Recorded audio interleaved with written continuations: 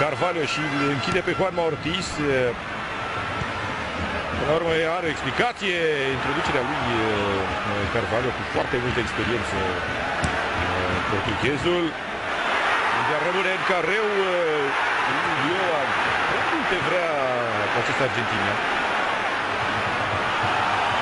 Cum Angel Di Maria, un contraatac supranumeric a celor de la Real Madrid. Ronaldo pentru Karim Benzema la marginea careului. Benzema pentru Granero.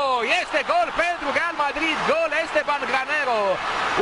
1-1. Unul dintre oamenii introduși de José Mourinho în partea a doua restabilește egalitatea la un contraatac în care Realul și-a depășit numeric adversarul. Și nu degeaba l-am văzut pe Benzema în imagine. Are rolul său Karim Benzema.